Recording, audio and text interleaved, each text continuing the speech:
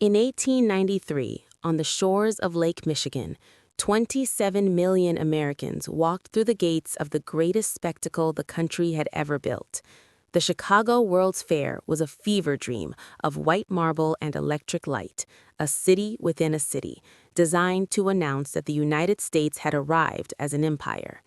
There were machines that predicted the future, foods that had never been tasted, architecture that made grown men weep. But tucked behind the grandest pavilions, past the Ferris wheel and the fountains, there was another attraction, one the organizers didn't advertise on the front page, but one that drew enormous, silent crowds. There were villages, real villages, reconstructed with meticulous care, and inside them, real people, families from Java, from Samoa, from Dahomey, from the plains of the American West.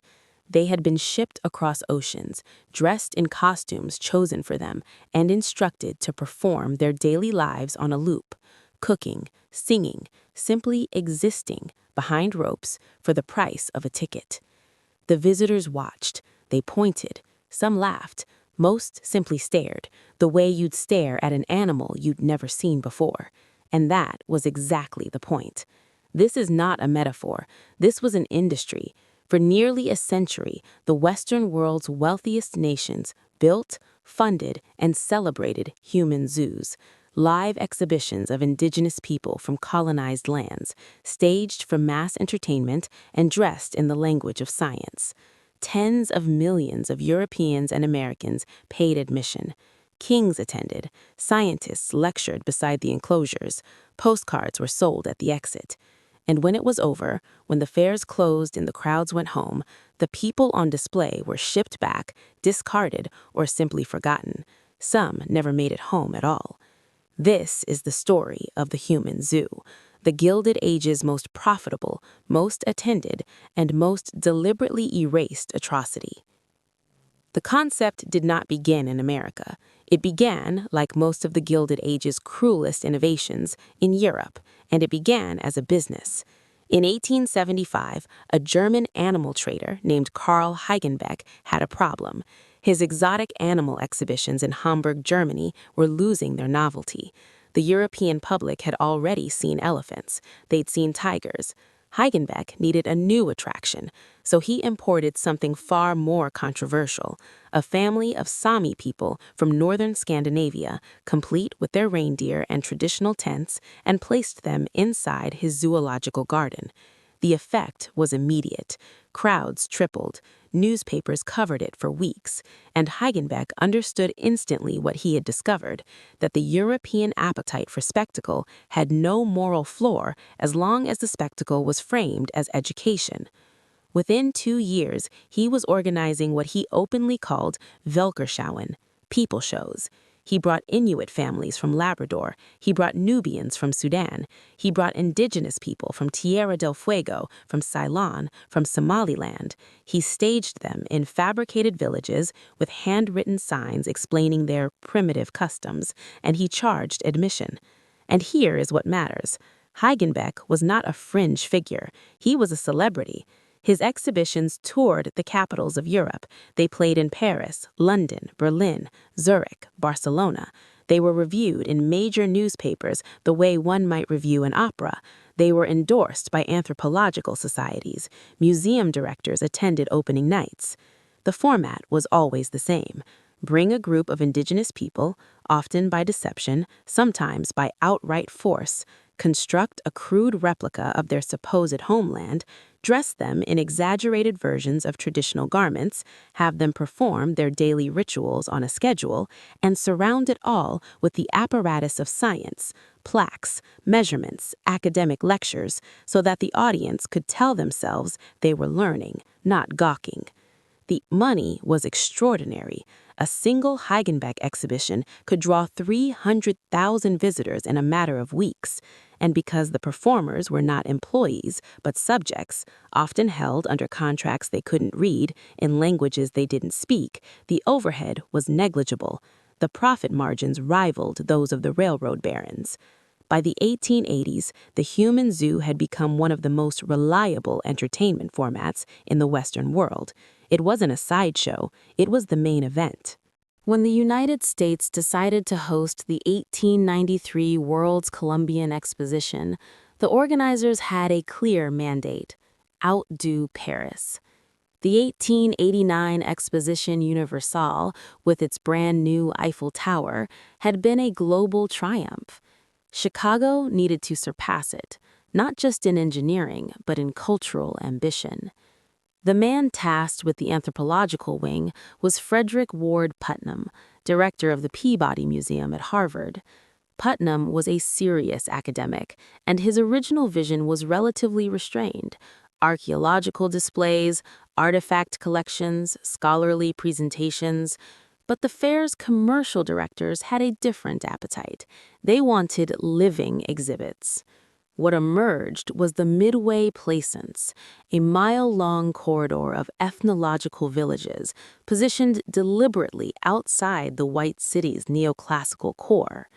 The architecture of the fair itself was pristine, orderly, gleaming, a monument to Western civilization. The Midway was its shadow. It was where the other was kept. The layout was not accidental. The villages were arranged in a hierarchy that the organizers barely tried to disguise. Closest to the White City, you found the German and Irish exhibits. Further along, the Ottoman and Egyptian pavilions. At the very end, as far from the white marble as possible, the African and Native American enclosures. The Dahomey village was perhaps the most heavily attended. 69 men and women from what is now Benin were placed in a recreated compound. The signage described them as warriors from a savage kingdom. Visitors were told they were witnessing authentic African life. What they were actually witnessing were people performing under contract for a concessionaire who had purchased the right to exhibit them like livestock. Over 6 months, more than 27 million people passed through the fair's gates. The Midway attractions alone generated revenues that dwarfed most of the serious exhibitions. The message was unmistakable: spectacle sold. And the more exotic the spectacle, the more enthusiastically the public consumed it. The Chicago Fair didn't invent the human zoo, but it industrialized it. It proved that you could operate human exhibitions at massive scale, within a framework of civic pride and national celebration, and the public wouldn't flinch. It was a proof of concept, and the next decade would push that concept to its absolute limit. What made the human zoo possible, what made it not just tolerated but celebrated, was the veneer of science. And that veneer was applied deliberately by men who understood exactly what they were doing. The late 19th century was the golden age of scientific racism. Institutions across Europe and America were pouring funding into the measurement and classification of human beings. Skull volumes were cataloged, skin tones were charted on spectrums, intelligence was ranked by continent, by tribe, by the shape of a person's jaw. And all of it, every chart, every lecture, every published paper, arrived at the same convenient conclusion: that white Europeans sat at the top of a natural hierarchy, and that colonized peoples were living relics of an earlier stage of human development. This was not fringe science. It was the mainstream. It was taught at Harvard, at Oxford, at the Sorbonne. It was published in the most prestigious journals. And it gave the human zoo its most powerful defense: the claim that exhibiting indigenous people was not exploitation, but research. The 1804 St. Louis World's Fair took this logic to its most extreme conclusion. The fair's Department of Anthropology, led by William John McGee, organized what he called the largest anthropological exhibition in history. More than 1,000 indigenous people from around the world were brought to St. Louis and placed in elaborate ethnological displays. There were Ainu people from Japan, Patagonians from South America, Cocopa and Quaquiult from North America, and, most controversially, more than 1,100 Filipinos brought directly from the newly colonized Philippine Islands, where American soldiers were still fighting a brutal insurgency. The Philippine reservation covered 47 acres. Igorot villagers were displayed in conditions that mimicked their highland homes. They were made to perform daily routines, including, most notoriously, the preparation of dog meat for cooking, a practice that McGee's team deliberately amplified because it drew gasps from the crowd. A message was political as much as it was anthropological. The United States had just acquired the Philippines through war. The exhibition was designed to justify the occupation, to demonstrate that Filipinos were primitive, childlike, incapable of self-government, and therefore in need of American stewardship. 18 million people attended the St. Louis Fair. The human exhibits were, by every commercial metric, the most successful attraction on the grounds. The visitors filed past, they read the signs, they bought the postcards, and they went home believing what they had been told, that what they had witnessed was not a cage, but a classroom. And then there was Ota Benga. If the world's fairs represented the industrial scale of human exhibition, Ota Benga's story represents its most intimate cruelty. The point where the system stopped hiding behind crowds and put a single man inside a cage. Ota Benga was an Mbuti man from the Congo Free State. He was approximately 23 years old when an American businessman and amateur explorer named Samuel Felix Werner encountered him in 1893. Werner was in the Congo on commission. He had been hired by the organizers of the upcoming St. Louis Fair to acquire African people for exhibition. He was, in the most literal sense, a talent scout for human zoos. The circumstances of Benga's recruitment remain disputed. Werner later claimed he had rescued Benga from a slave market. Other accounts suggest a far more transactional arrangement. What is not disputed is this: Werner brought Benga to St. Louis in 1904 along with several other Congolese men and placed them on display in the fair's anthropology section. After the fair closed, Werner found himself unable or unwilling to return Benga to the Congo. The arrangement that followed would become one of the most disturbing episodes in American history. In September of 1906, the director of the Bronx Zoo, William Temple Hornaday, agreed to house Benga on the zoo grounds. Within days, Hornaday had placed Benga inside the monkey house, the primate exhibit. He scattered bones on the floor of the enclosure, he placed a parrot beside Benga, and he hung a sign on the cage that read, "The African Pygmy, Ota Benga, age 23, height 4 feet 11 inches, weight 103 pounds, brought from the Kasai River, Congo Free State by Dr. Samuel P. Werner, exhibited each afternoon during September." The crowds came in enormous numbers. On the first day alone, 40,000 visitors filed past the cage. Newspapers reported the exhibition with a tone that ranged from morbid fascination to open endorsement. The New York Times printed a defense of the exhibit, arguing that it was no different from displaying any other rare specimen. The backlash came not from the city's white establishment, but from its black clergy. A group of African American ministers, led by Reverend James H. Gordon, mounted a public campaign demanding Benga's release. Gordon called it a disgrace to every man who believed in the brotherhood of humanity. The ministers pressured the mayor's office. They wrote to newspapers. They appeared at the zoo gates. Under mounting pressure, Hornaday eventually removed Benga from the cage, not because he believed the exhibit was wrong, but because the controversy was becoming inconvenient. Benga was placed in the care of an orphanage in Virginia, where he spent the next decade living in a world that had no place for him. He worked in a tobacco factory. He enrolled briefly in a seminary. He reportedly expressed a deep desire to return to the Congo, but the outbreak of the First World War severed all shipping routes. On March 20, 1916, Ota Benga built a ceremonial fire, removed the dental caps that had been placed on his teeth for the St. Louis exhibit, and shot himself in the heart with a borrowed pistol. He was approximately 32 years old. Ota Benga's story is the one that survived, but there were thousands of others, men, women, and children, whose names were never recorded, whose experiences were never documented, and whose fates remain entirely unknown. In 1881, 11 members of a Coescar community from Tierra del Fuego were brought to Europe by a Chilean expedition. They were displayed in Hamburg, Berlin, Paris, and Zurich. Within months, 5 of them had died, likely of diseases to which they had no immunity. The survivors were returned to South America. None of them lived long after. In 1906, the same year Benga was caged in the Bronx, the French colonial government organized an enormous exposition in Marseille.